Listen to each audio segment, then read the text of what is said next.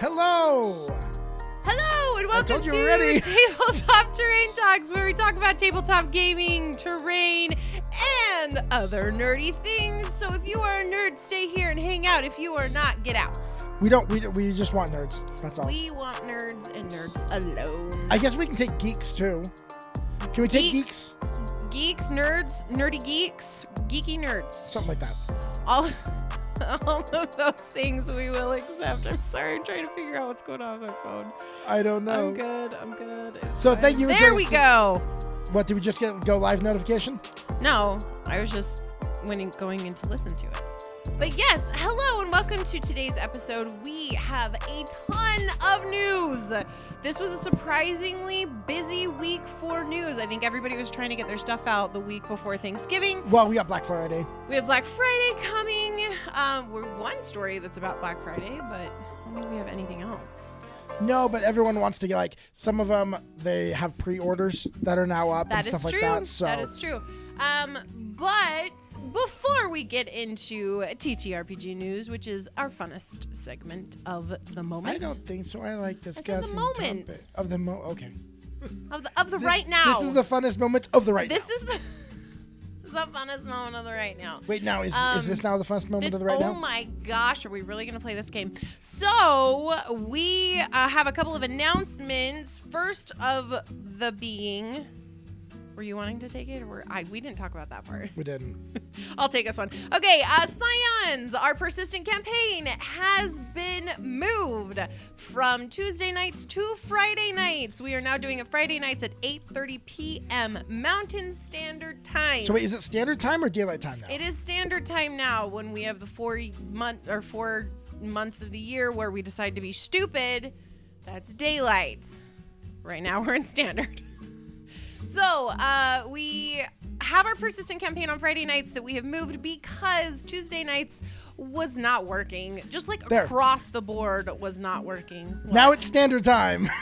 Now it's... Oh, did you change it? I just changed it. Gosh, you're so funny.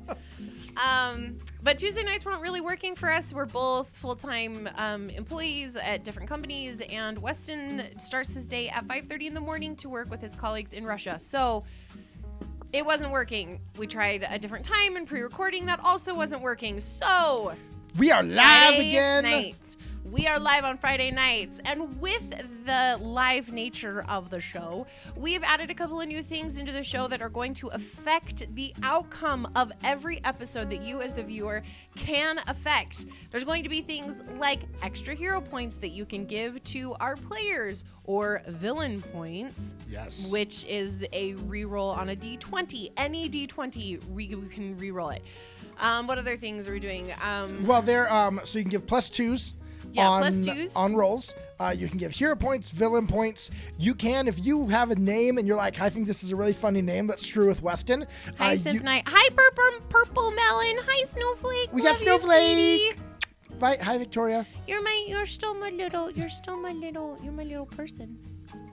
Points for everyone. Yes. You can, if you want to screw with me, you can decide that you want me to name something. So you can throw out a name and you're like, I want a tavern named this. Like the prancing unicorn's poop. Yes. Oh gosh. Yeah, make my life interesting with this one. The other is something we picked up from a friend of ours, and it's called an environmental effect. Yep, so Kyle over at Planard Allies has this as a part of his stream, and we decided to borrow it because it's a really cool way to sow chaos in the middle of the campaign. I know, Snowflake Boy, I know you've never heard of this before. This is a brand new thing for you, Lev. But the way it works is that it is for bits. It's 700 bits. We'll then create an environmental effect that will change everything going on in the space. Yep, it can completely change the board. Combat, it can change whatever's going on. Yeah, it's really, really cool. So come hang out with us on Friday nights at 8:30 p.m. Mountain Standard Time here on this channel, and you can watch me be a very sassy 19-year-old who thinks she's an invincible and likes to pick fights with authority figures. Yeah, we're going to talk about that later tonight. Which is how tonight's topic came about. Yeah. Evan Green. Yes, we need a tavern called Evan Green. Is it Evan on the Green? Evan on the Green. Evan Green Evans. Okay, next. I'll take this one too. Oh, I don't have my theme over here. Oh, you don't. We have a new Ko-fi, or coffee, depending on how you choose to say it. It is ko-fi.com/party-of-2-RPG. Will you do exclamation ko-fi and it'll put Yes. in there. Or just Ko-fi. I don't remember what the command is. Anyway, in preparation for Christmas, I have made some really cool items. One of which is a D20 coaster, which I do have one of those over here, but my magnets are over on my desk and not over here, so I can't show you those. But these are the D20 coasters. They come in a set of 4. They're 100% bamboo wood, and they come with a corkboard backing so that you don't slip your drinks. They are super fun, wonderful. They're fun to make for me. Actually, I really enjoy making them. The other thing is three little magnets that kind of look like this, except for without all of these numbers. And there's a 20. And the other, it's a set of 3. So it's a D20 with a 20, a 1, and a cute little dragon on the inside. But you can go over to our Ko-fi and check those out. They make perfect stocking stuffers or gifts for your party or GM if you so do love that. And I'm going to stop talking now. Weston, your turn. Oh, actually, we're going to do that part after the news, right? Yeah, but do the VODs. Oh, VOD. So we are about to get caught up tomorrow on our video on demand for the Persistent campaign. Those are going to start coming out since we're doing it on Friday. We're going to release those on Tuesday. Yes. Because then it makes it easy for me when I'm getting prepped for this show. I can also get those up. So actually, it looks like we missed one episode in the change of dates. Yeah, we missed episode 5. So tomorrow you're going to get episode 5 and 6. Yep. So you get both those tomorrow. And get up to speed because things are getting really weird. We're going crazy. We're going to gross places. And you can go watch either on the VOD on Twitch or on YouTube. You can see the whole topic of tonight's discussion as Anna can't keep her mouth shut. She's a 19-year-old teenager who thinks she knows everything, and she's been lauded her entire life for being a really masterful swordsman. So we'll get into that later. More about that later. Okay, cool. All right, I think that's all the announcements that we have. And that only took like 10 minutes. I think we're getting better. All right, are you ready? Are you ready? Is everyone else ready out there? Let's begin tonight's TTRPG news. Yep.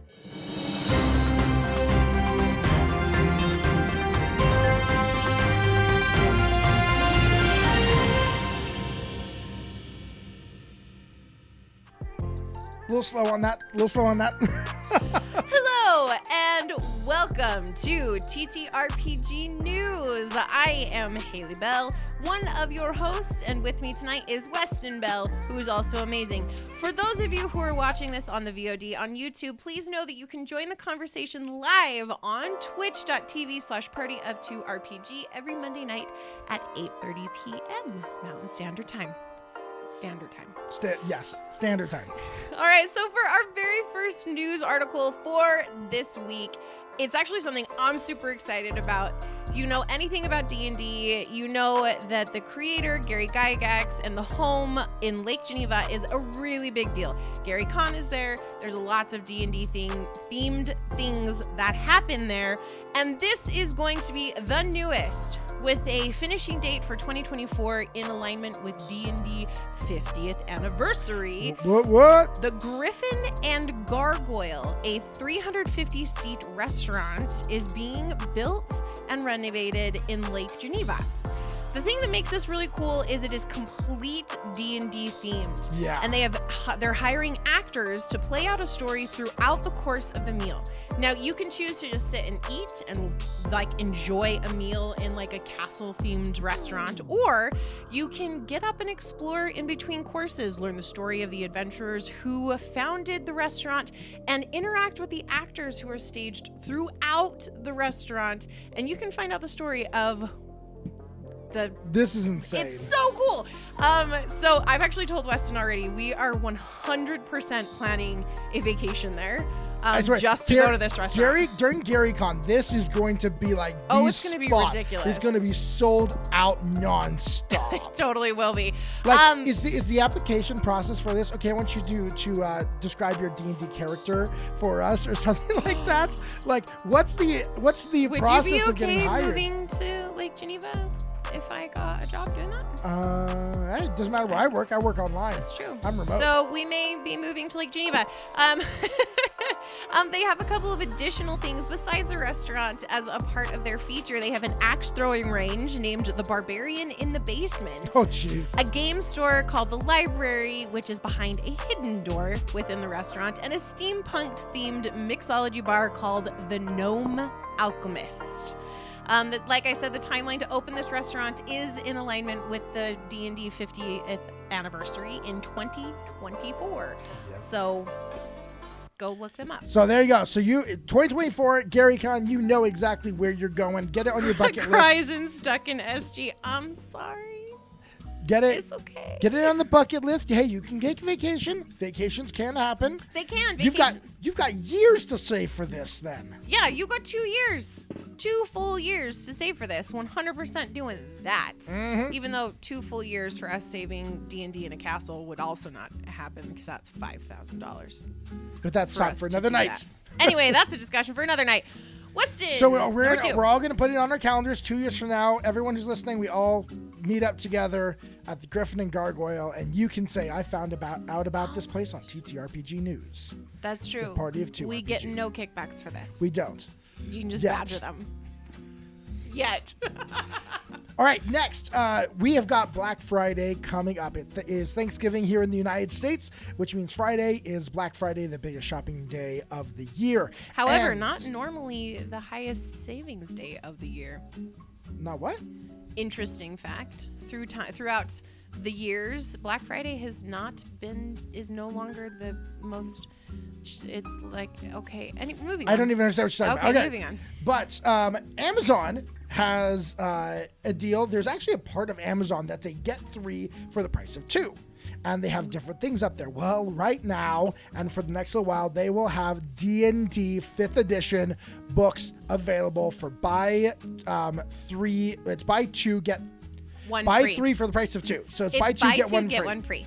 So they've got on here, of course, your regular player's handbook, Tasha's Cauldron of Everything, Fizban's Treasury of Dragons, Xanthar's Guide of Everything, Mordenkainen's Tome of Foes. Like, everything's on here for D&D 5th edition. So if Yeah, you, including some of the non-game books, like the visual guides. history book, the explorer guides, things like that. So there are things that are not just game related. However, the one that's probably going to pull a lot of people is the Explorer's Guide to Wildemount is also on that list. yeah, but they've pretty even cool. got like the Curse of Strahd Premium Edition.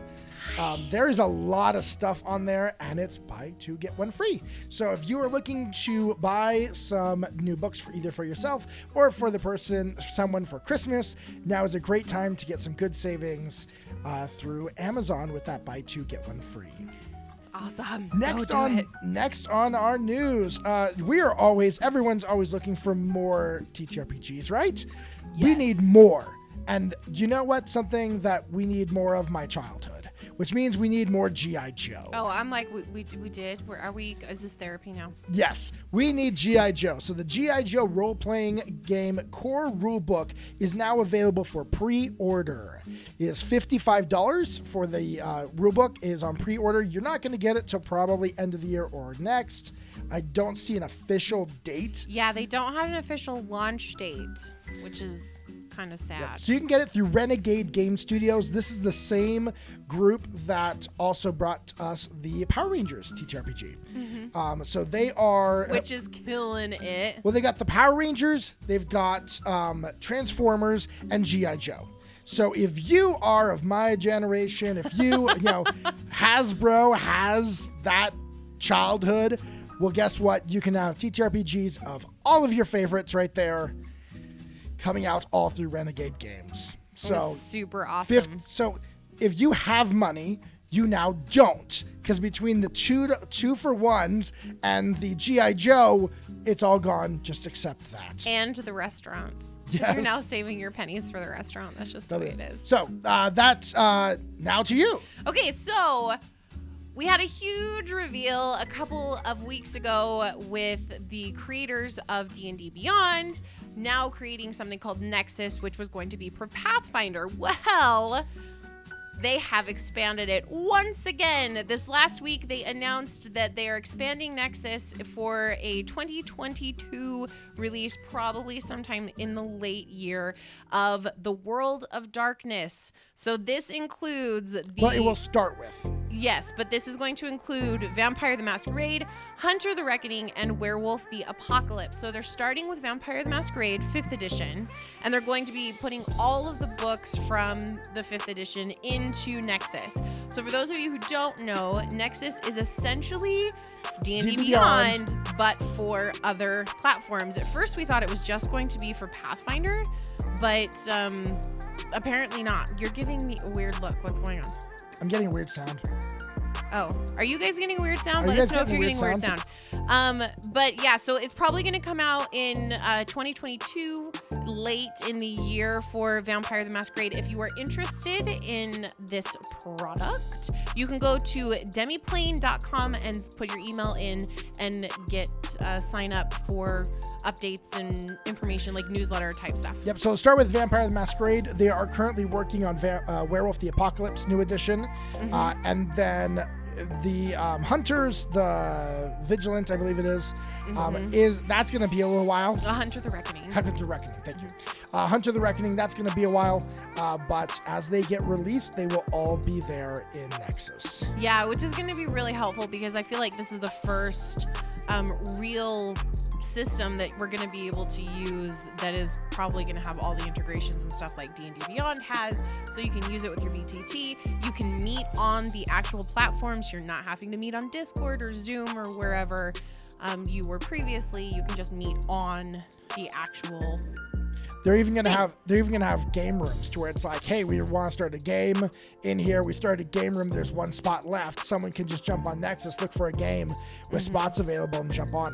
So it's what do they call them? LFGs? Organized play. LFGs. LFGs. Looking for games. Oh, looking for games. Oh, yes. It's very cool. All right. And then last one. If you are a fan of The Legend of the Five Rings, they have a new book that is being released. So you have where would it go? What's it named? I have it right here in my notes. Writ of the Wilds.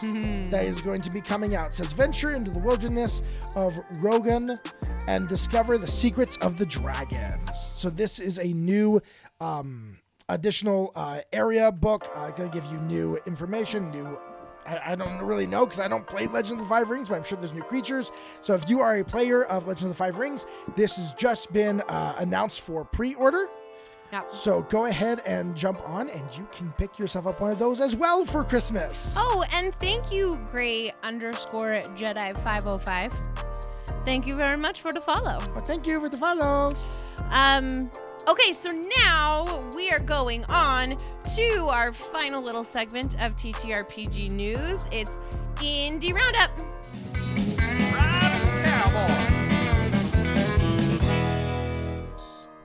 All right. Okay, so I don't have to do the little jingle anymore. Nope. It can be done for me. It's very exciting. All right, so we have 3 awesome people that we want to feature today. First being Tomes of the Chaos Bard. It is an all... Oh, thank you. Oh, there's the follow fun that came through. Okay, there it is. Gotta love that delay for some reason. Super awesome. It's like 5 minutes late.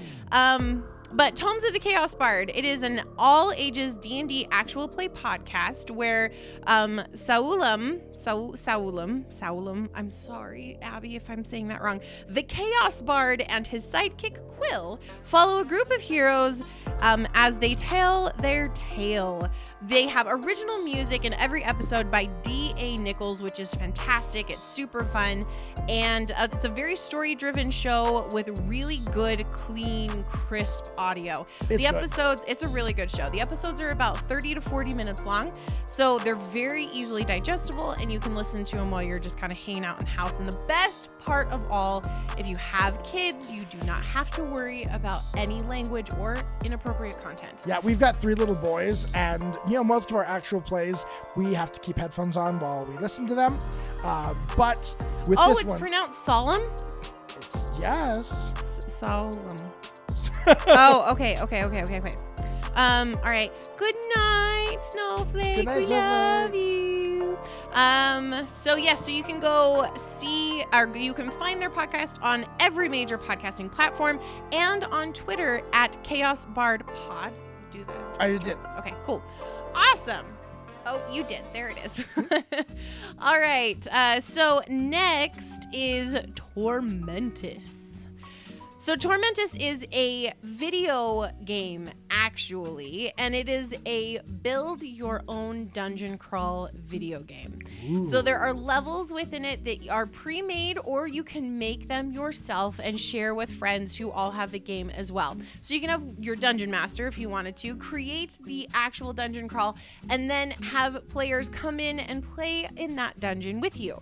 It's really cool. So from the official website, it says, build your own dungeon from rooms, traps, and enemies, and put your tactical skills to the test. Will the attackers be able to reach your treasury before time runs out? Tormentus offers you a class-free hero system with a large skill tree, dozens of skills, hundreds of weapons and items of equipment, special legendaries, and valuable item sets. So go check out the Steam site. Their website, or the game is currently on Steam, and you can go check out their Twitter as well. And just as a reminder, the name is Tormentus. Just dropped it. There it is. And last, but definitely not least, this is somebody that I have seen lurking out and about in the Twitter spheres. The Twitter spheres. It's a very cool system. It's called Fate Weaver. Looks awesome. And it's a system-agnostic tabletop role-playing campaign management tool that focuses on how everything in your campaign is related to itself. So the app uses a system of entities, relationships, and tags to allow for full flexibility in the information that you store. Fate Weaver is still in early development. It started design phase in January of 2020, and development began in March of 2020. So there's still a pretty new system for managing your campaigns. It's all run by one guy. His name is Scott. He's absolutely awesome. It's a really fantastic way of kind of putting all of your stuff out and seeing how the webs of how everything matches and fits together, and it's really, really cool. So go check them out on their website and their link tree, which I believe Weston just dropped. So that's it for our Indie Roundup for today. If you know of someone or you yourself would like to be featured in our Indie Roundup, please submit your name information, press packet. Oh my gosh. To partyof2rpg@gmail.com, or come find us on Twitter at partyof2rpglive, where you can just at us or at me, and I will get that information out. We change out who is featured every week, and I try to pull people from the community that I know are working really, really hard and creating great products. All right. And that is this week's TTRPG News.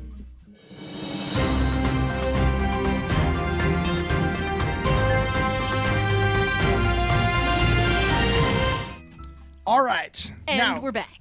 Before we start into our main discussion topic Snowflake. For the night, first we have to have our terrain tip for the night. Yes. So the terrain tip is brought to you by GameGearMaster.com, the makers of Terraino modular system. Have you ever wanted terrain at your table or for your online games but found it either too expensive to buy or too intimidating or time-consuming to make? Well, you're not alone. This is why thousands of gamers in over 30 countries have embraced the Terraino modular terrain system. All you'll need is a handful of techniques and tools to make Terraino pieces. And most of those terrain pieces are less than 10 cents a piece. What makes this all possible? The Terraino construction manuals at GameGearMaster.com. They're included tools and templates printable on any home, office, or retail store printer. They're clear, concise, written instructions and the accompanying tutorial videos take out the guesswork and make building pieces as fast and easy as tracing, cutting, and gluing. Get started in seconds by downloading the Terraino construction manuals at GameGearMaster.com. Happy crafting! So tonight's crafting terrain tip is actually how to get flocking. So if you build terrain, you know flocking is generally the green stuff that you use to look like grass or And plants it's or anything like that. expensive as sin if you buy it from a miniature store. Yeah, it can get really, really expensive. So if you want flocking at a cheap price, you can actually buy this moss from the Dollar Tree. Yes. Is this called something specific, honey? No, I think that's Spanish moss. The Spanish moss, okay. Isn't that Spanish moss? I think Actually, so. no, I think the Spanish moss that's reindeer moss. There we go. Okay, That's reindeer moss. Spanish moss is brown. so they have this a lot of times at the Dollar Tree. Is called reindeer moss. But the great thing is you take a little bit of that reindeer moss, you just throw it in a food processor or have a chopper like this. Just do some chopping, and this makes awesome flocking. It does. And the more you chop it, or if you want to put it in like a food processor, it's going to make it really, really fine, almost like into a dust. It is really, really good for putting on physical terrain, creating mossy parts of buildings and overgrown areas of ruins and stuff like that. It's really cool. So if you've been watching our campaign, you know that our hero is going to be going into the sewers. So I've been using this to help create some wonderful mossy grossness, slimy stuff for the sewers. So I was amazed. I had someone mention this to me, like, hey, just chop up the moss, and it works really well. That was actually suggested to us on one of our tabletop terrain talk nights, I believe so. which is cool. So, recommendation, if you need flocking, just go to the Dollar Tree. Like you do if you do Torino, you always go to the Dollar Tree and get that moss and then just chop it up and it'll work great for you. Yes, and I would like to say, if you do see it, buy as much of it as you possibly can, because supply lines have been down for the Dollar Tree specifically. So it's very hit and miss when you're gonna get stuff into your store. It's been quite discouraging, actually, or discouraging to go to the Dollar Tree recently and have like half of the shelves being empty, which is just sad, because normally with it being this close to Christmas, that place is jam-packed. Every inch of those stores has merchandise on the shelves. So anyway, that's a discussion for a different day. But I think that is our last piece of tonight. I'm realizing that like our craft cam is like hanging out on my stuff and not actually looking at what you're gonna work on. Well, if you wanna watch what we're working on tonight, you're more than welcome to watch. But we're gonna discuss now. We're gonna have some chatting, guys. Chatty chats. Oh my gosh, why am I incapable of moving things? I have no idea. Nope, that was too far. Too far. There we go. Got it. I got it. We're good. Yes, so our main topic of conversation tonight is, what do you do as a DM when your party can't take a hint? Or are really belligerent 19-year-olds who think they're invincible and believe nobody would ever dare hurt them. All right, so I'm going to lay the scene. So if you haven't watched the episode, you can watch it again. VOD on Twitch is available, but you can also check it out on YouTube tomorrow. We had a situation to where at the end of a previous episode, our party members had all been knocked out. Yep. They had been bound and gagged. Yep, and taken to the local crime lord, who was going to try and make some arrangements with them. They had killed some of his men. John. Yep, they had killed some of his people earlier in the campaign, and now he wanted them to do him a favor in recompense. Yeah. It's like, you killed some of my people, so I need you to go do something for me. Which was total crap that he was upset about that. Like, legitimately, if you're gonna run a crime organization, you've got to know that you're gonna lose people when they go out to commit crime. But if someone kills your people, you go kill them. Like, that is the way that it works. I'm just saying, it's like, the logic just doesn't make sense. There has to be a level of understood loss of employees. Yeah. But at the same time, if it's he killed his own freaking employee. But he can do that. Like, you watch crime dramas. Come on. Hypocrisy. You watch crime dramas. You know how it works. I know. I can kill my own people, but if you kill my people, I kill you. I know. That's It's the way like it works. making fun of your little brother or little sister. Exactly. Yeah. So he had brought them in. They were at 1 hit point. And Anna starts mouthing off. She wasn't necessarily mouthing off. She was just trying to be like, hello, you need us. She was going for a power play. Well, no, she wasn't necessarily going for a power play. She was just saying, look, you need us. Like, you're trying to scare us in this situation, and I know you need us. Yeah, that's so I guess it was kind of that a is the power definition play. of a power play. It was kind of a power play. But, that's her thing. She's 19 years old. She previously, for those of you who have not seen the show, she previously mouthed off to a freaking Lich King. And he silenced her. Literally took away her voice. Yeah, so like John says, he's like, there's not appropriate amount of fear. Well, on the way of walking across... She's 19. She has no fear. Walking across... I've got her knocked out. I've got her bound. She's at 1 hit point. She knows she's at 1 hit point. As they're walking across the warehouse where he's got all of his drugs being cut, he stabs one of his guys and kills him because he'd been stealing from him. And for Anna, that just showed he didn't care about his guys, so why the hell was he upset about them killing them? And so, every hint I'm dropping for her to take this guy seriously, not picking it up. So she's sitting there just going, well, I don't really care what you say because you need us. And I'm just sitting here like, oh my gosh. Okay, if I play this character out the way he is written, I'm going to kill my wife's character. Which, if and she in a keeps digging it deeper. In a party of 4 or 5 people, it's not as big of a deal when you kill somebody. When it's just you and one other person, it's kind of a big deal if you kill their character. Just to give you an idea as the player on this guy has got nasty magic weapons. He is a higher level than you with some freakishly nasty rogue stuff. He could kill you. And she's just I totally get I'm not that. picking this up. No, let me explain. I got it. I understood. But my character was not getting it. Have any other DMs heard this? Well, that's what my character would do. You have to admit, though, that's who she was. Oh, so frustrating. She has no She was as annoying as a 19-year-old. So I would give you kudos for playing an annoying 19-year-old accurately. Thank you. I try very hard for realism in my roleplay. I apparently have not had enough experience with 19-year-olds. My youngest is 9.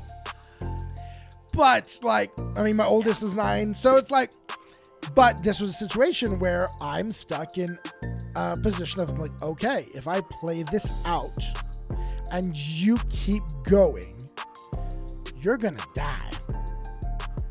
Crud. What do I do? And I'm, scrambling in my brain. So he ends up having the NPC leave and instructing Weston's PC to try and talk some sense into Anna. Yes. And you didn't do a bad job. And she was kind of like, okay, fine, I'll back off a little bit, but this guy needs us. And she's just in this place of not understanding, why is he being a dick? He needs us. She's not getting it. No, I get that. But there are times as a DM where you have characters who even players who don't understand. Do you want to tell your story with me? So here's my story with Weston. So I was DMing a 1-shot, which was actually a 2-shot because it was really long. And at the very beginning of I think it was only getting into... I think it was only a 2-shot because we role play a lot. I know, we role play so much. But that at the very beginning of where we were really starting to get into conflict and the mystery was deepening, there was the discovery of this specific artifact that, unbeknownst to Weston and to his piece and to his character, was the key to destroying the demon. Well, instead of destroying the demon and holding on to it to be used to destroy the demon, he throws it at the demon. And the effect of throwing it and not using it in an arcane way means that it was going to be destroyed by the power of the demon. And Weston's in the middle of describing to me what he's doing, and I say, are you sure you want to do that? See, and in my mind, I'm thinking I'm activating it. It's like a Ghostbuster trap. You like slide underneath, like as it sinks down into the trap. But I didn't use the right wording. I did not use the appropriate wording of what I want to do. Which, as a player, like you got to be careful what you say sometimes because you get yourself in trouble sometimes. Yes. Because you're using specific language that you think you understand it, but then the DM doesn't get it. So I say, are you sure you want to do this? When you anybody in the audience knows if a DM says that, don't freaking do it.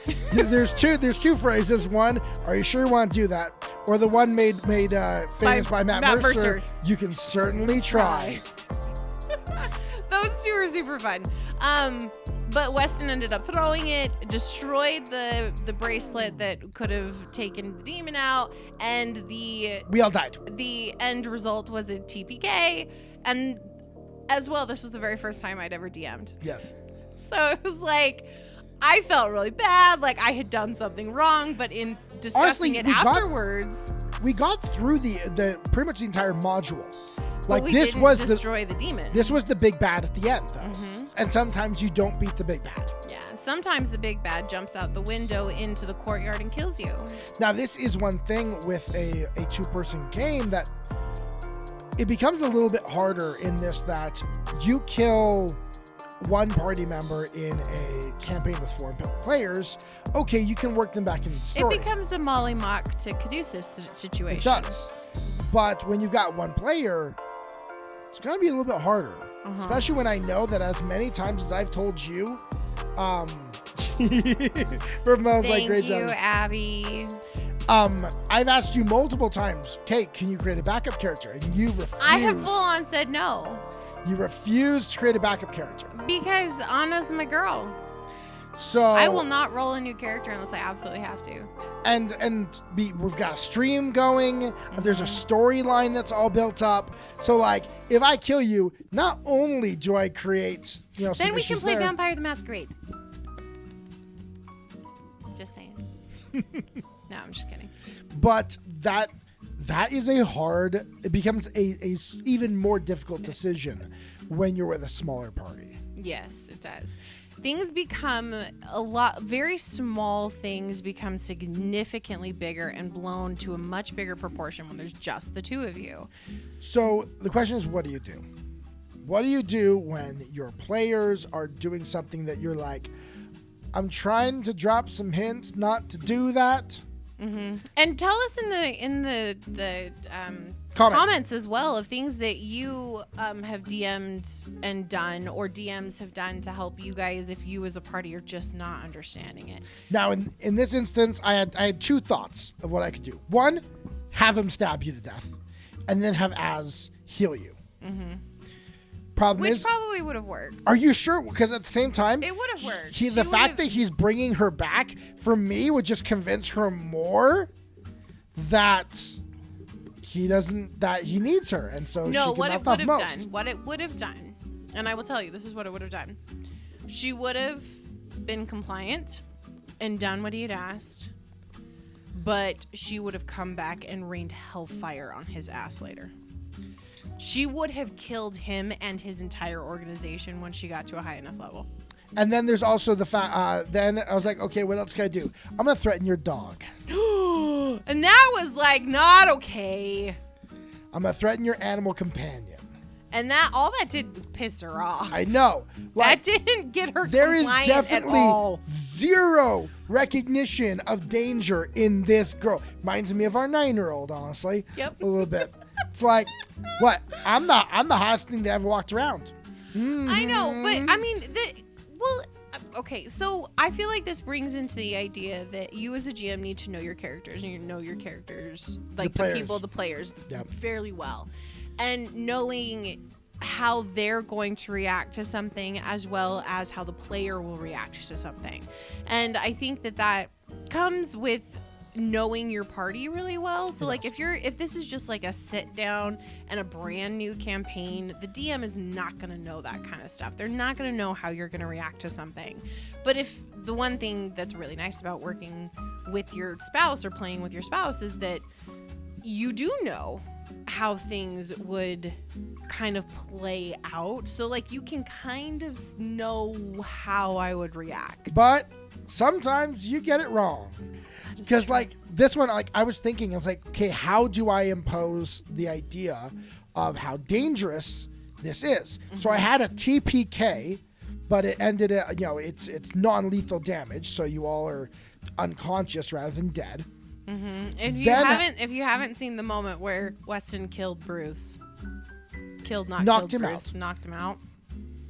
They were all using. I about socks. launched myself over the table to hurt him. Yes, it's fun to watch. Okay, so John's got some stuff. Utilize fear checks as a mechanic with specific stuff that happens depending on the roll. Okay. Oh, that's a really good idea. So make you roll, so that way you can't just say she's not afraid. You can't just role play she's not afraid.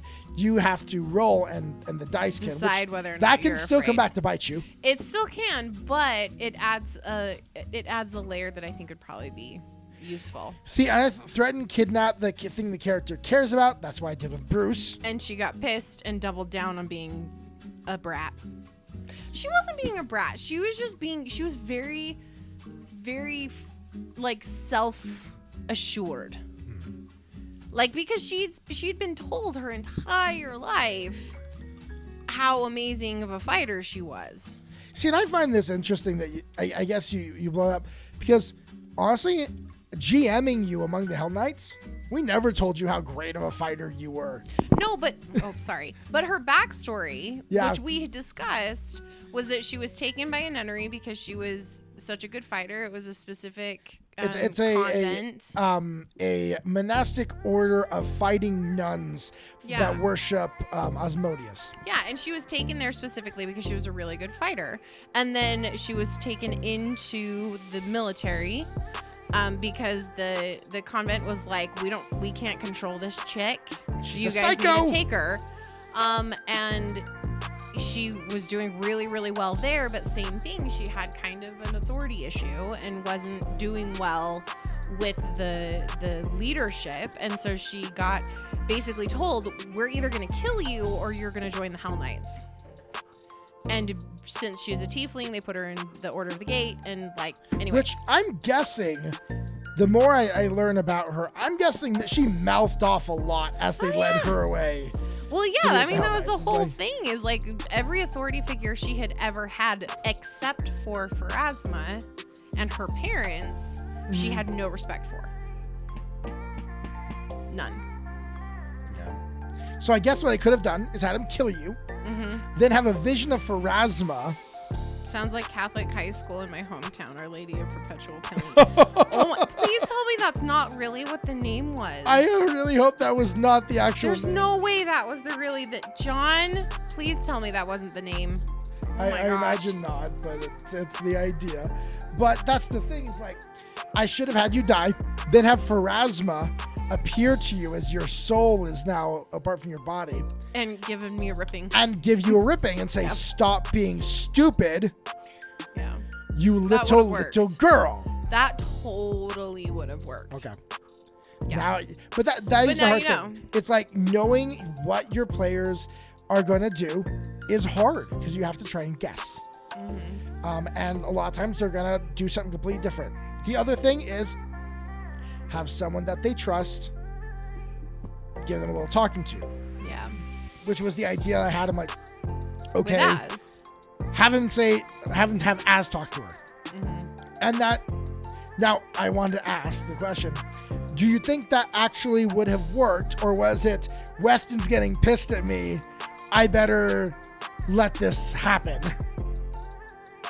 It was kind of both, to be totally honest. Because I was sitting here, I'm like, because you were starting to get really frustrated, and I was not trying to frustrate you. I was just playing a 19-year-old. And I felt bad that you were so frustrated. It was everything I would do to try and move things along. Yeah, I agree with what John just said. He said it's really hard to get a player to understand how much fear the character should be experiencing. It is, because the player, there's generally no cost unless you actually do start killing their characters. Yeah.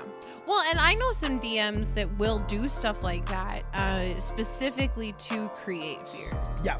Of like, I will kill your character. I'm not gonna go nice on it. And when I put this out on Twitter today, which if you don't follow me on Twitter, go over to Twitter and you can follow at Hayley M_Bell or at Party of 2 RPG Live. But when I posted it on Twitter and was just kind of talking about it, there was quite a few people that responded. They were like, we do not soften the consequence. If they're an idiot, then they get killed. Like, just plain and simple. But like we said earlier, it's a little bit different when there's just two of you. Well, but also, like, you were right in a fact. He does want you. He doesn't know what the heck's going on. He's losing men. So he does need you. But if you're going to mouth off that badly, like, he has to save face. Yeah. And that's where, like, it was causing an issue. I'm like, you're pushing this? This wasn't supposed to be a problem. This wasn't supposed to, like, this wasn't supposed to be I a had point. written this guy to be, like, when I was thinking of how he normally acts, Owen Wilson. Like, he's friendly. He's like, hey, guys. Yeah, we're going to do stuff. And then you were pushing. Like, he was not, in his general interactions, he's a little bit of a psycho because he'll flip. Well, but But you started he came out friendly from the get-go. But he had been the one that was in charge that had just kidnapped and knocked us out. How else was Anna supposed to approach the situation? And his first reaction when he came in was like, I'm so sorry. I know this is not how I want to meet. Here, let me untie you. Let me get you up. And none of those olive branches, like, got anything. Well, no, of course not. Like, the follow-up, the lead-up to everything. No, you're not going to get a happy Hayley. I've noticed that Anna does not forgive, and she does not forget. No. Like, I'm beginning to get that a little bit more, which I don't think I picked People's that Ascension. Up. Yes, you did. Yeah. Pain with an A. Pain in the A. Oh, yeah, that's what she is. Yes, we are having an interesting discussion about what to do when your party isn't understanding, and we're discussing a very specific incident that happened this last week in our game. So, it's a hard thing. Like, you're trying to set a scene, and sometimes your player's like, nope. Like, I don't want to go that direction. I don't want to do that way. I want to be a pain in the ass. I do. I want to be a pain in the ass. Which, I gotta admit, I'm lucky so far. I don't think you really have any interest in playing completely chaotic characters. No, she's still a lawful good character. But I've gotta or imagine lawful neutral. She's more lawful neutral. I would say she's more neutral good. She's somewhat lawful, but I think she's, I don't know. It's kind of, she flirts with that line somewhat. She has her own law she believes in. Yeah. Necessarily other than other people's. So she adheres to a law, not necessarily the law of the land. Yeah, so people Ascension, they said they remember the scene, excellent choice demonstrating an expendable mook. But all that did was tell Hayley, like, you have no reason to be mad at me for killing your people. I know. See, and that's the thing is I didn't even totally expect Anna to react that way, to be totally honest. Like, I didn't expect that when we continued moving on. So it was a little surprising to me. And I know for those of you that are either actors, professional actors, or like do theater or writers or whatever, you can understand how if you're playing a character, suddenly something happens and you're like, whoa, I was not expecting that to happen.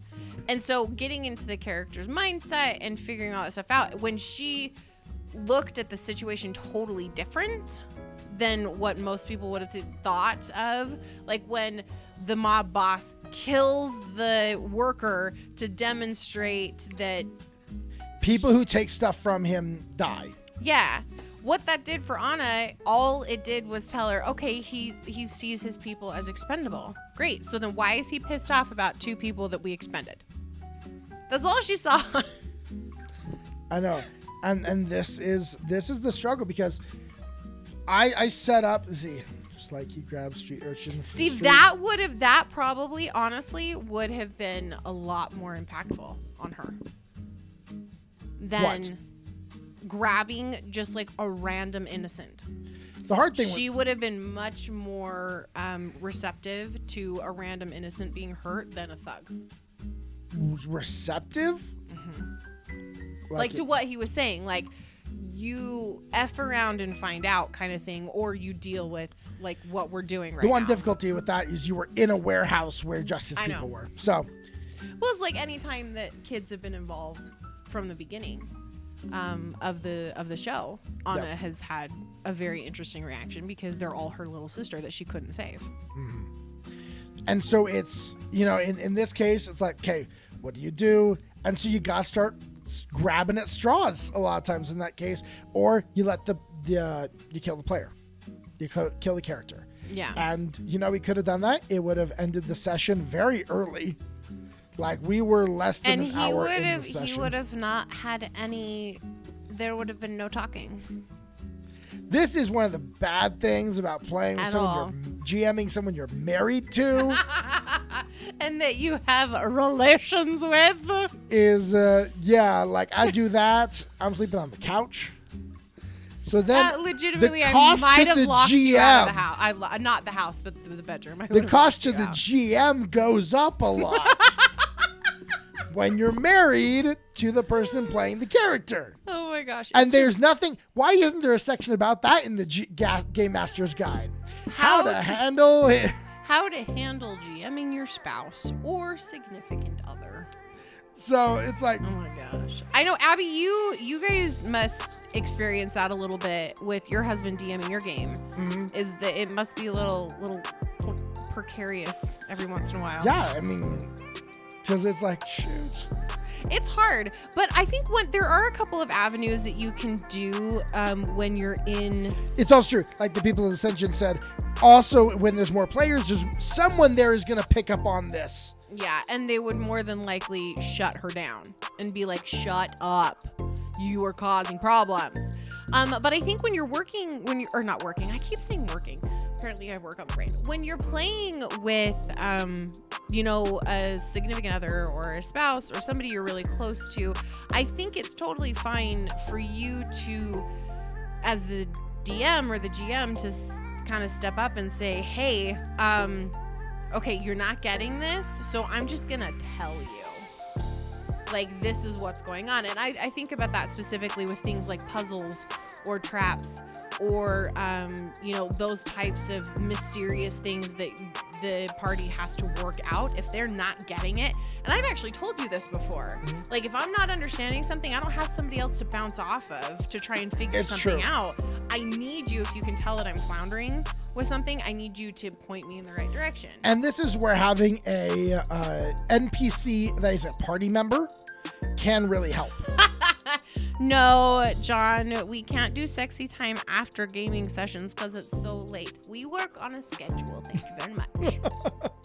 But I'm sure you wanted to know that. Yeah. But best that's thing why for having our relationship, by the way. That's why having that NPC there kind of was able to save me from that situation, because it really was. If Az hadn't been able to get Anna to back down, I was going to stab her to death. So I was like, that would have been super drastic. Well, super drastic measures. Come on, anyone who's ever watched a movie with a crime lord in it, if you mouth off to him in front of his men, what is going to happen? Put it in the chat. Tell me what's going to happen. Yeah, if you have a crime lord in your game, I want you to drop it in the chat. Someone mouths off to them. Like, think about what's gonna happen. Think about Kingpin from Daredevil. Like, which I know one? The really good one or the not good one? The good one. Okay, the really good one, he would have beat them to death. Exactly. We see what happens. He smashes their head in a car door. Like, John's got right. Gotta learn them respect. My hair, you guys, just so you know, I don't normally touch my face this much. My hair is like just all over my face tonight. I don't know why. Like, it's tickling my nose and like my lips and like, I don't know. I might just pull it. I think I'm just gonna pull it. Yeah, any Batman villain, like, you mouth off to and try and like put Joker in his place. Dude, you're dead. Bang, you're dead. kill shot. Box kittens. It's gonna be the kill shot. Yes. But your hair is really beautiful, though. Oh, thank you, Abby. So that's the thing. It's like a couple of things. One, of course, you gotta try and drop hints. Two, especially if you're that looks horrible. What am I like from the 90s? I have a side pony. Side pony. There we go. Oh my gosh, you guys. Look like you're Tiffany from Save from the Bell. Not doing that. But if you have an NPC there who can like tell them, hey, stop this, please. I don't want to die myself. Yeah. Because that'll always work. People's Ascension made the point, if you're in a larger group, and I think John said this too, like, it's going to change the effect when you have more than one person in the room. Well, because someone there is going to get the hint. Yeah, someone's not going to. But if, and I've wondered this before, I've watched some actual plays, pro and amateur, and I've wondered how long do you as a DM allow for a party not understanding something like a mystery that you've put before them, like a riddle or a... They don't get it. Or a box. Well, I think about some of the things in Critical Role, how he puts it, like in Campaign 1 with Vox Machina, they're at the ziggurat at the Briarwood in the middle of that campaign. Yep.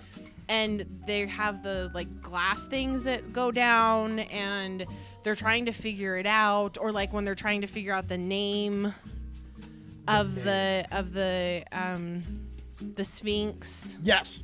Like things like that, and if they don't figure this out, the long? plot completely stops. Yeah, and it's like, how long do you let them go without giving them some kind of hint on how to do it? And that's a hard decision, because the other aspect you can do, this is where a lot of times it's best to leave yourself multiple options for them to solve it. So like, let's say for instance that they don't solve that. Okay, hold on. I have to address the dressing comments in the chat. All right, go ahead. A sweater dress and a super chunky belt. I would look so horrible in a sweater vest and a super chunky belt. However, I did just buy a blanket dress. I wish you had it here to show. I wish I did too. It's upstairs in the closet. If you guys have never seen a blanket dress, this thing goes literally to my feet. I am 6'1". This thing goes like barely above my shoe. And it is a full-on Sherpa blanket on the inside and fuzzy microfiber on the outside. And it is the perfect thing I have ever bought. It was $12 because it was 50% off at a discount store. Literally the best thing I've ever bought in my entire life. Best $12 I've ever bought. So nice. Anyway, I will totally send you pics. Yes, I did grow up on Kool-Aid. I do remember that. I am a 90s baby. Like, I was born in the, or not 90s, I was born in the 80s. I'm an 80s baby. You were born in 87. Yeah. So the 80s fashion style and stuff, though, was still in major effect when I was a kid. So I do remember all these things. I remember my sister dancing to New Kids on the Block. I danced to New Kids on the Block. I remember matching my t-shirt to my scrunchie. Well, of course. Because that was super popular. You have to. Which has come back, which is so weird to me that has become a fashion thing again. Anyway, sorry. No, but he did say, read the comment before. LL, Snuggie, those look like they're made by Jim Jones & Co. I don't understand the comment. What is Jim Jones & Co.? I don't Hold know. on. But Perp Melton did say, I think the Dungeon Master blog has a couple of episodes about how to avoid mistakes. Like, you've got to figure this out, plot points. Yeah, because if you don't leave for multiple openings or multiple ways it can be solved, then if they don't figure that out, oh, it looks like it's not happening. Well, the campaign's over. It's like, well, that sucks. Jim Jones, the preacher? It's the one where he made everyone drink the. Yes, he was Kool-Aid? He was a cult leader, and Why everyone. are we talking about Jim? Because you're drinking the Kool-Aid. Oh, yeah. I don't want to drink the Kool-Aid. Thank you very much. Anyway, I'm sorry. I will send you pictures, Abby. I did post them on my Twitter, my personal Twitter. when I think I posted it this morning actually. It's nice and warm because she It's always wonderful. complains about being Cold. So apparently, the clothes that they wore in the cult looked like Snuggies. Oh, that's what you mean. Yeah, so they're basically giant Snuggies, but they're like full all the way around, like a dress, like putting a dress on. Anyone who has a wife, you need to get one because women are just always cold. Yeah, you especially. Seriously, I'm always cold. I have really horrible circulation. Anyway, back to the subject at hand. I'm sorry, we've literally lost viewers by having this discussion. So, we are, yeah, but I mean, there's only so much you can do. One, if you can, you gotta let some consequences be felt. yeah. If consequences can't be felt, then nothing becomes meaningful anymore. I wish in that instance I had figured out a way for her to feel the consequences, because she sure as heck didn't. No, she didn't. She, out of respect for Az and their connection, she kind of like backed off a little bit. Like she kind of was like, okay, fine, I'll comply, but just for you. Which luckily that saved it. Because I was Yeah, like, it did. okay, all right. You're like, she'll be about to die. She's about to die, and my wife's about to be real pissed at me. I think an interesting way to do it then, if you know you're about to throw something pretty hard at your party, is building in something that is going to give them the answer as well as allowing them to figure it out themselves. So it's like you kind of put a time limit on it. If you're in a full like 4-person party, it's like, okay, I'm going to give you guys 25 minutes to figure out this thing. If you don't figure out within 25 minutes, I will give it to you, and this is how I'm going to give it to you. So it doesn't feel like a gimme. It feels like it's just a part of the story. Well, it's like say that you've got a secret cult of Kool-Aid drinkers? yes, That of wear Kool-Aid snuggie dresses. That wear snuggie dresses, and you need to sneak in to save someone that they've, this person that's been pulled in by the cult. Okay, and they have a secret entrance to their underground lair where they're all going to drink the Kool-Aid. Mm-hmm. And your party. I was going to make a joke about being cold. It was the cult of being cold, but never mind. No, it's not funny. Cults aren't funny, no matter how much you make them. But they can't get the secret door to open. Uh-huh. Well, after so long, somebody's gonna come out because, hey, I got to use the restroom. I'm gonna go out the secret entrance. It's like you're standing right in front of the door. You're like, hello. Poof. And you just punch him in the face. And People's Ascension does bring up a good point, and I don't know if it worked. What if they had hurt Az? That would have worked immediately. Would it? If they had broken Az's arm or something like that? Okay. Because the dog, Bruce, is, while being an extremely emotional connection for her, he's also an enchanted being. So he dies in a week, he comes back. Okay, so,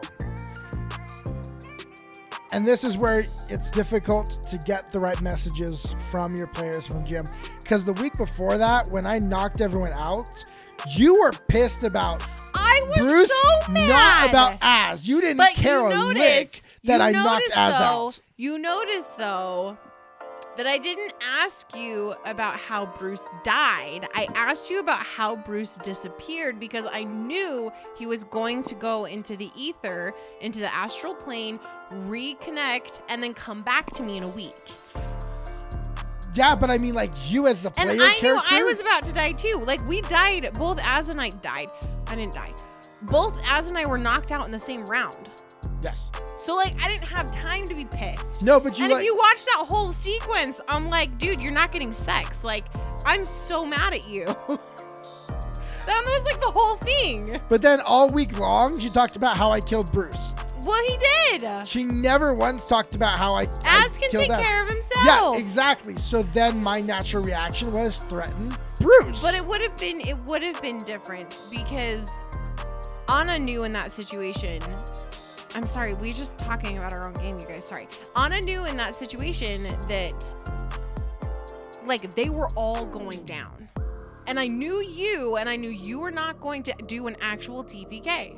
I'm not I wanting knew to you end were the not campaign actually then. going to kill us. So there was that. But in the scene, if you had the Arthur, the bad guy, break Az's arm or his leg or do some type of magic like the Cruciatus Curse if we were playing Harry Potter, which I think we should do a Harry Potter one-shot because I think that would be really fun. Anyway, that would have been a very different story. She probably would have complied immediately. Okay. That's because, yeah. But it also would have made her significantly more angry. Yeah. And wanting to kill him. Which then there would have been a whole storyline of revenge against There would have this been group. a side story of revenge against this group. That would have been interesting. So John says, was it like the guard kicking Frumpkin out of existence? Yes! So the way that this worked is that Hayley had a magical item in the first arc of the first season that allows you to summon this dog that then gives her a bonus on survival checks. Yeah. Which the whole idea is you were tracking down missing persons at the time. Well, Hayley really connected with this dog, and she made it this whole big thing.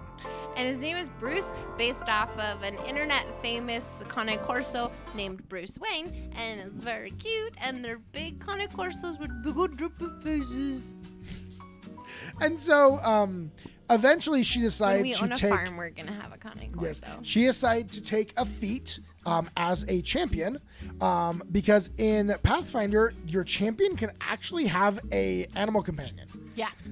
That is a thing. There is a subclass through feats of champion that is an animal companion. And so she chose an animal companion with a dog.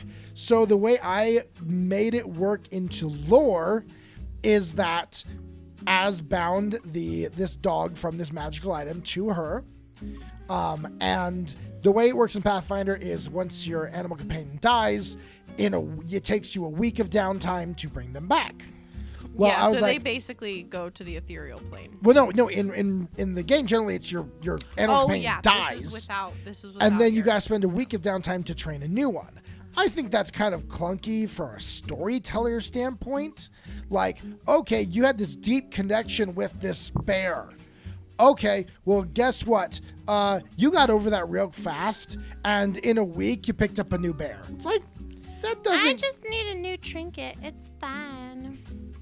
No, yeah, so the way that we kind of homebrewed it a little bit differently, where Bruce would go into the ethereal plane for a week and then basically rematerialize at my side a week later. No. Also, it's just like rebound relationships, exactly. So the People's Ascension, he makes a really good point here. That it's more impactful to injure someone capable of defending themselves rather than harm someone defenseless.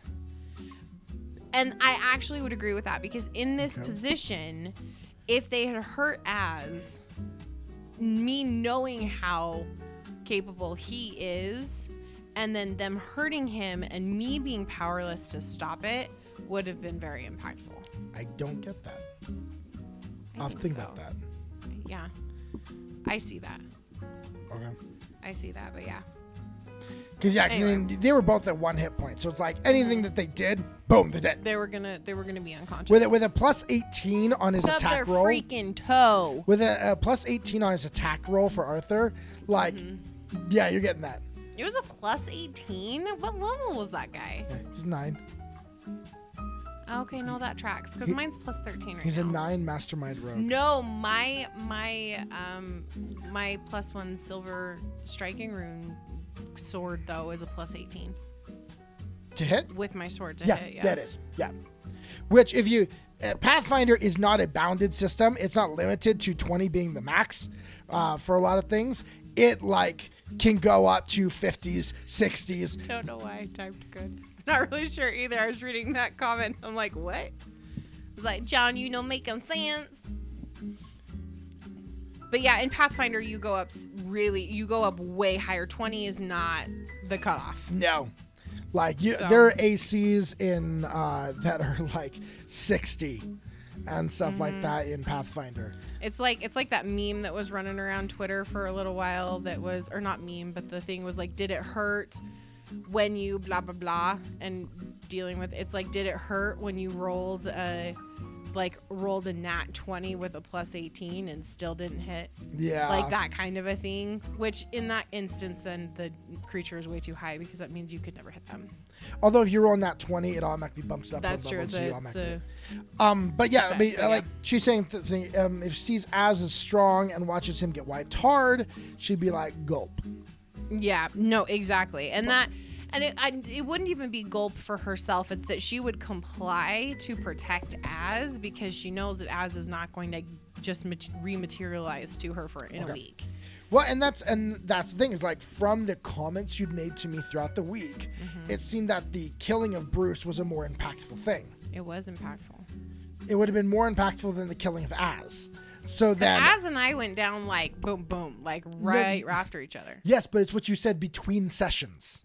I know, but in her in Anna's life experience, she had more time to be pissed off about Bruce than she had to be pissed off about Az. And this is one of the downsides of living with your player is that the things Narrative they say over mechanics. Yeah, I know. Well, but it's the things that you say during the week will affect what I think your character thinks. Yeah. But for you, your character is separate from your thoughts. Yes. She's so you totally talk to separate. me. That's why I am very good at not metagaming. Because Anna and myself are two completely separate individuals in my head. I'm a little schizophrenic or dissociative. Is that the right? Yes, that's right. Yeah. People of Ascension, game mechanics wise, allow for narrative harm opposed to mechanical harm. Breaking someone's arm should auto kill character at 1 HP. They even stay at 1 HP because damage outside mechanics-based combat and be molded there. However, in Pathfinder, I don't know if this exists the same way. I believe it does in Dungeons & Dragons. You can do non-lethal damage.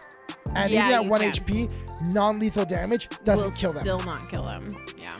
So that's what it just would have been. The whole fight originally was all non-lethal damage from them. That's why it saps. Yeah, that's why we didn't die. They had been instructed to bring us back alive. But that's where I wondered, like, if I full on stab dagger, kill, you go for asthma for a minute, but then Az can heal, so he brings you back. And Pharasma gives her. I think that's another thing is, knowing the motivations of your party. Like, what are the things that motivate them? And I think most people don't have characters that are going to be as complex. You're a writer. The character that I created. Anna is very complicated. Well, and honestly, as your background as a writer, which I mean, there are plenty in D&D brings writers. Yeah, it's what tabletop gaming does. Your characters always had a life of their own in your head. Mm-hmm. And so it's knowing how they'll react is difficult, and it's always going to happen where they throw you off. Mm-hmm. Case in point, again, critical role with the cupcake and the dust for Jester. Like, gosh, the cupcake. Or the instance with the control water blowing the ship into the rocks and destroying a combat that Matt had built these beautiful ships for. Yeah. And they never got used. And he almost he cried. was sad. He was really sad. His little face was like, okay, I guess we're not fighting. So the couple of things we can take from this discussion is, one, it is important to know your characters and know their motivations. Yeah. I know for us, especially in the beginning campaign, I would ask you a lot of questions of what would happen if Anna was put in this type of situation. Mm-hmm. What would happen if Anna was put in this type of situation? Yeah. Not explaining what I'm going to do, but giving a similar type of situation of a concept of a situation and seeing how would she react. Yeah. Knowing your players is important. Giving yourself an out. Never write yourself into a corner as a GM. And that's the way that I feel about TPKs. TPKs are 100% the choice of the DM. Because you've 100%. And you've written yourself into a corner. And sometimes you want to make that choice for the very reason of this encounter we just had. Yeah. Fear. There is something to a combat when you actually believe you can die. Versus when you think that your player is invincible. It's kind of like you watch the movies and you're like, well, I know the main character's not going to die. It's like reading romance novels. Yeah, you know they're going to get together. They're going to get it together. So it's like, it's not a big surprise. That's why Nicholas Sparks, by the way, in case any of you wanted to know this, which I know you didn't, Nicholas Sparks is not in the romance section of the bookstore because they don't normally end up together. There's normally a death and they end up separate. Yeah. So, but that's you know. thing. That's why a lot of people liked Game of Thrones, was because you didn't know who was going to live. Yeah. So that's where sometimes TPKs or killing party members is really good for the game. Because then you can communicate, you're going to die. It's hard on a one-on-one, especially if they're extremely connected to the character. Yeah. And I'm pretty connected to Anna. You are. She and I are pretty tight. So, However, we have some ideas for some other campaigns that are coming up that are going to be, I'm going to be way more emotionally involved with those other characters. I've got some homebrew world that I'm working on, but I have to decide. I'm not sure what system to use. Speaking of, do you guys have any opinions? We've been blowing around the idea of switching to D&D, either 3.5 or 5e, trying to figure out what would work the best for the type of world that Weston is creating. Do you want to explain the whole miasma thing? I don't. It's so cool. It is cool, but I don't think that really depends. Mechanics-wise, doesn't really matter. I can work that into almost any fantasy setting. Mm-hmm. My concern more is, let's be 100% honest, this is a stream. We want people to watch. And how honest are we being? Be honest. We're being really honest. You guys, our stream has not grown the way we thought it would. Our show, we thought with it being a niche, with us being a married couple, with us being kind of fun to watch maybe, our stream just hasn't grown. And it's been very frustrating to be in a place where we see our follower counts going up and then not seeing people jump on the live stream to come watch. And we've been doing this for a short period of time in comparison to a lot of people. We've been doing this for 6 months, but we both really thought we'd be a lot farther along. So we're kind of discouraged. I'm not going to speak for you. I'm going to speak for myself. I'm kind of discouraged. VOD numbers aren't that great either. We normally range between 50 and 60 views VOD. We don't get any analytics through Twitch on how long people stay. We don't know how long people are staying on it. So people might be staying on for 5 seconds and it still counts it as a view. Or they might be staying on for 2 hours. They're not trending up, John. They kind of vary. But yeah, the only ones that we get a lot of viewership on are TTRPG news generally. TTRPG news, we normally have a higher number, and then as soon as that is done, our numbers go down, which is like, okay, people are coming for TTRPG news. That's awesome. But I'm sorry, I'm completely now just complaining. Yeah, I didn't want to go that far. I didn't want to go that far, but this just it's been a frustrating thing for us. So we thought about changing our system. There's a lot more viewers. There's a lot more viewers on the D&D. D&D is seen more often. It's searched more often. So we thought move to D&D. But here's my problem. I like a bit more complex system. I like a bit more crunchy system. And so I'm thinking of doing 3.5. And we're wondering if you think people will be more or less interested, or will they even care if we're doing D&D 3.5 versus 5th edition for an actual play? So I'm not going to say that D&D is saturated. Wait, is that you saying D&D is saturated? It is. There's a ton of D&D streams, but there's also 10 times as many viewers. That's kind of where we've looked at it, is that there's a lot of eyeballs on D&D and there aren't as many eyeballs on Pathfinder, and we've found that if it's not a D&D stream, there is significantly less eyeballs, period. I'm more than happy to go figure out and learn Savage Worlds. I've heard it's a great system. Yeah, we've heard it. A couple of my friends I met through the industry have talked about how awesome But if Savage we Worlds want is. to get found, people aren't searching Savage Worlds. People are searching Dungeons and Dragons. Yeah. So that's kind of where we're at right So now. I that's didn't where- mean to just suddenly open this entire can of worms of I'm bearing my heart to you. There have been times for sure, at Yep. 2 or 3 o'clock in the morning where I've just felt like we should just stop because we're not getting anywhere. It's like John said, Savage Lands Worlds is an amazing system. You'll not get followers. Yeah. Yep. So that's where. Hold on. I'm reading people's ascensions. TTRPG news is the way to go. It's difficult to draw an audience to one of a million ye old Fantasyland actual plays. So freaking true. Very true. So freaking true. And that's why we really wanted to double down on TTRPG news, because we have found that this is something people are watching. It has the highest VODs that we have on our YouTube channel are our TTRPG news segments. And we don't do the whole VOD of the whole show. I just clipped that 15 minutes, and then that's the clip. That's TTRPG news for the week. So we see that we've kind of hit something really special there. He says, I was going to say this too, TTRPG news on a night Crit Roll isn't on. Crit Roll is not on Mondays. No, Crit Roll's on Thursdays. They only have one stream right now on Thursday nights. Yeah. So. Yeah. So that's not a problem. Yep. But that's where for me I'm like, okay, what system? Well, we can stream in D&D and we can do 3.5, which means I get to use all of my Pathfinder first edition stuff too. And we still have all the core rule books and stuff like that. So that's where I'm thinking going 3.5 for systems. I like a lot of the mechanics of 3.5.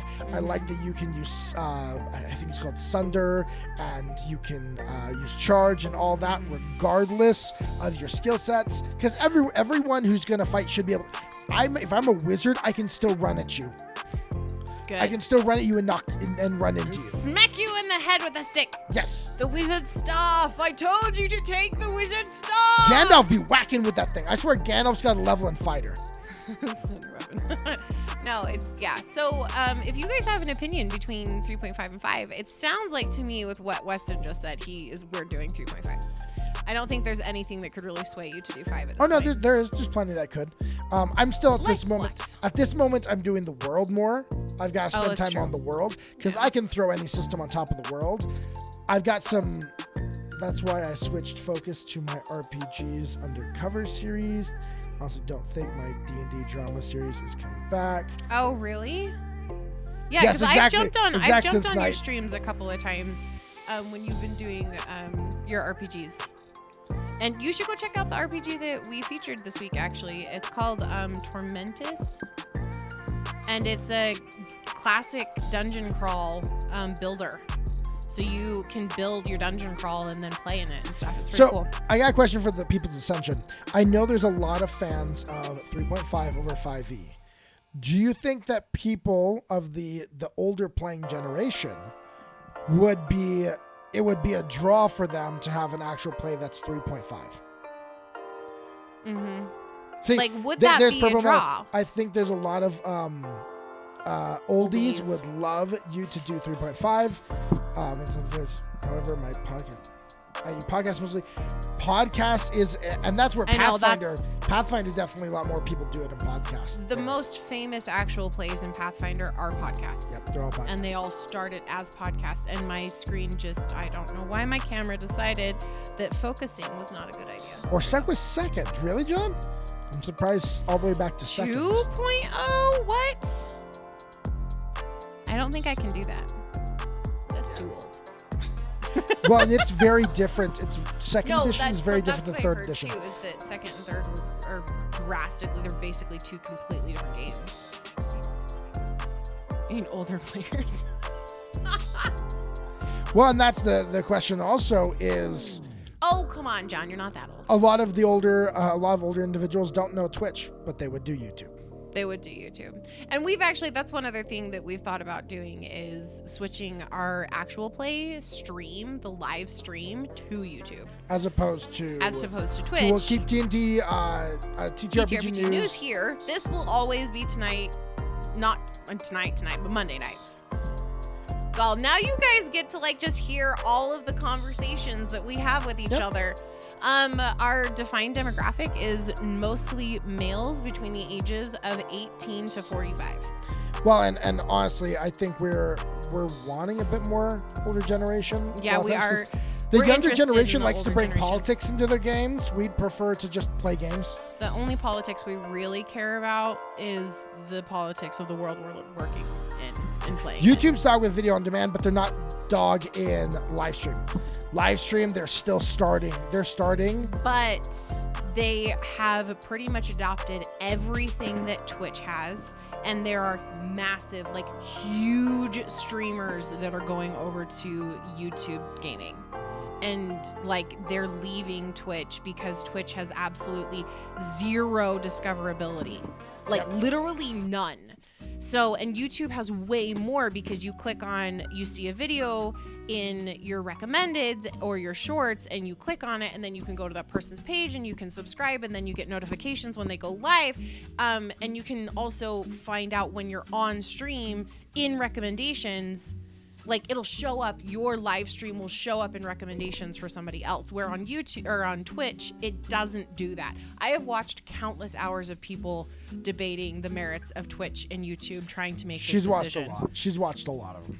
Because I'm a performer, you guys. Like that's what I do. And if we're performing to no one, I performed my recital, just to give you guys an idea. The culmination of my entire career in college as an opera singer was to sing a 1-hour recital that was just me. I advertised for it. I made it an incredible experience where each song told a story of a woman going through mental health struggles, from trying to commit suicide to years into the future, looking back at the struggle that she had and coming out the other side. So this was a very personal project for me, and I did tons of marketing for it, and I tried to get as many people to come, and I had tons of people who were like, absolutely, I'll be there. I walked out on stage. There was my family and like 4 other people. I don't really enjoy performing to 4 people and my family. We love you 4 that are here on with us, though. We do love you. We love you very much. The way that I'm saying this is really horrible. Maybe I should just shut up. Maybe I should just be done. I'm going to be done now. Now you guys just know my own personal insecurities. I'm just going to shut up. I think we cut open a vein there. I'm sorry. And we're going to go put a Band-Aid on that. I'm sorry, you guys. I need to go write in my journal for a little while now. But I do think it sounds like there are people who want 3.5 and who like 3.5. Yeah. And I'm interested in that. I'll let out details about our homebrew world probably in a couple of months. There are some mechanics that I'm building in that are very, very cool. One thing I will give is that I am building a world that will have built-in mechanics specifically designed to simulate and demonstrate the struggles of mental health issues. Yeah. That is like to a pretty beautiful, realistic level. So it's going to be very interesting. You gotta MF Auto Mod. We need to focus on viewership and getting there. Happy to research just for fun. If you want to, I'm totally open for it, because I feel like, some of the things that we've talked about in the past have things like our professional actual plays ruining live streams. It's because there's people like us who don't have a ton of followers. And we don't have the money. We're struggling. We don't have the money to hire a network of people or join a network or whatever to boost an actual play. Like Weston showed me one a couple of days ago that is a brand new network promoted and produced show of an actual play, D&D 5e in Canada. And episode 1, 71,000 views. Like, what the hell? Yeah, you pay money to advertise it on all the other big ones. Yeah, and like we don't have money for influencers. We don't have money to pay people to talk about us, and it's frustrating. I probably need to stop talking about it because I feel like I'm getting emotional. You can go journal write this. Yeah, I need to go write this for a little bit. So people. Let's see, Purple Melon did say she's very excited about mental health. I'm going to roll it out, really cool. But it's going to be the whole world is going to be based around displaying in a magical sense the struggles of those with mental health issues. Yeah. And it's going to be played out in our characters as well. So I've come up with some really interesting game mechanics. So I'm going to be writing that whole world and homebrewing that. And then I just need to figure out what system to put on top of it. And it'll, at this point, leaning towards 3.5. I like Pathfinder, and 3.5 is more like it, but it'll allow us to stream in that D&D category. He does? Because you know I love me some East Texas University. You turned me on to that. I don't know how I feel did about not. John turning you on. Not that. Babe! Oh, shoot. I tried to flick my hairband. And you failed. I don't even know where it just went. I've got it right here. Okay, good job. You caught it. I'll go check that out because that is the more that I learn about marketing and stuff like that and learning how to do that stuff, like I'm trying and learning and whatnot. So it's good. It's good to do. I've kind of learned the Twitter thing a little bit. I figured that out a little bit. But Yes, yeah. All right, it's time to get you to bed. All right, Haley, it's time to get you to have bed. a schedule for you. You need to go to sleep. You're Tonight tired. is not one of the scheduled nights, John. We're going to bed. Anyway, thank you guys so much for joining us tonight and listening to me whine for the last 15 minutes. I apologize for that, but we definitely do believe in being real.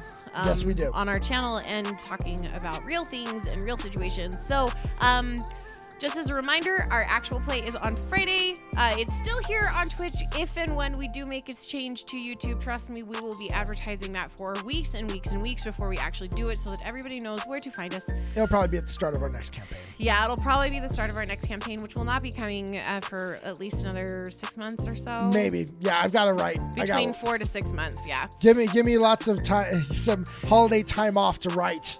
Yep, exactly. Anyway, we love you guys so much. Thank you for hanging out with us. And remember, it only takes 2. And since we're up, we'll take first watch. Sounds good. Good night, you guys. If my mouse will move.